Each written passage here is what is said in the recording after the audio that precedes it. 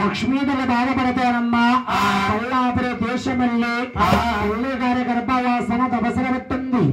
విష్ణుమూర్తి చేతులమ్మా రుద్రమామనేంద్రుడి పాదాల మీద ఉన్నాయి. మునేంద్రుడు కొన్ని పాటలు ఇస్తున్నాయి.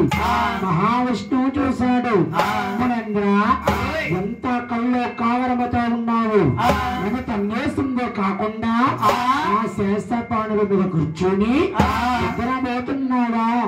కళ్ళు కావరం నీకు తీరుస్తాను చూడు. పాదాల పడతా పడతా పడతా పడతా పడతా పడతా పడతానండి అరకాల్లో ఉండే మూడో ఒక్కడే ప్రాణమ్మా సరిపోయింది.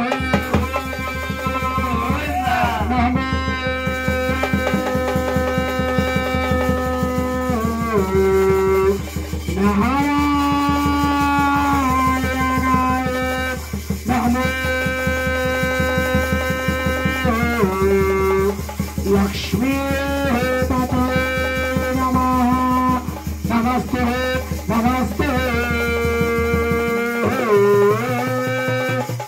रामदेवनी नमसी राक्षसनु संहरितवा वेपरिन्नल्ले नमसी कुरुसुनि अतमार्चतवा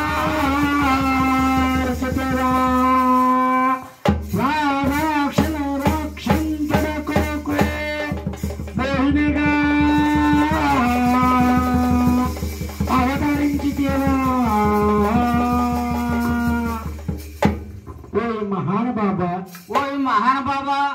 నేను తెలిసే తెలియక నీ సాధ్యత నిన్న కోపం చేత నా అరకన్నా 3 నేతలు సిరిపేసి నన్ను రక్తకలు చేసే కాబట్టి నిన్ను ఏ నాటికైనా సరే నేను రక్తకలు చేస్తున్నాయా స్వామి.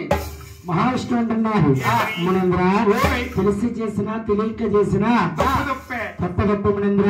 శ్రావణ పడుతున్న చూడు నా మడిచిపెట్టి శ్రీనివాస అవతారం ఎత్తుతాను. శ్రీనివాస అవతారం ఎత్తినప్పుడు పుట్టల పాడైపోతాను. మహావిష్ణు అవతారములో నువ్వు గొల్ల వేదన కొడుకు గొల్లవారంపైగా పడతావు. శివలాపురి మహారాజా ఆవచ్చునకు పాలిచ్చిన కారణము చేత ఆ అవనగట్టాబోయి నా సంపద కొడతాను. మన ఇద్దరు పుట్టకాడు చూసుకుందాం. అదే సెంటర్ లోని కొట్టికాడు యానం బైపాస్ బాగా అయిపోయింది. నాయన లక్ష్మి లేక భగవంతుడు బాధపడిపోతున్నాడు. ఎలాగా లక్ష్మి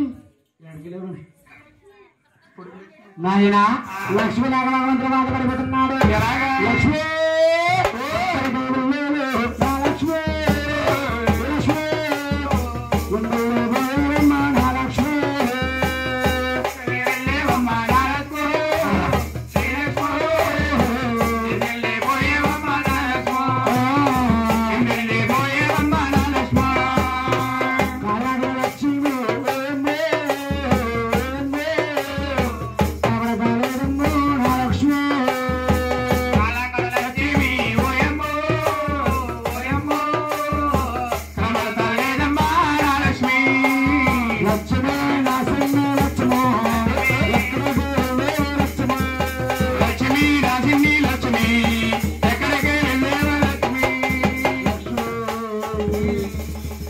ఆవిడ కాబట్టదా ఏరా బాబు మీ ఆవిడ ఎక్కడ ఉంది?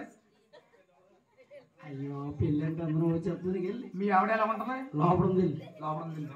వీడి మీద 2 అడుగులు ఎక్కువ ఉంటుంది. ఆయన లక్ష్మి ఉన్న గడవులకమ్మా లేని కడ చీకట, లేని కడ చీకట. అవును, చీకట కోణం చేసుకున్నాడు భగవంతుడు. అవును, లక్ష్మి లేని వైకుంఠం నాకెందుకని రకాలు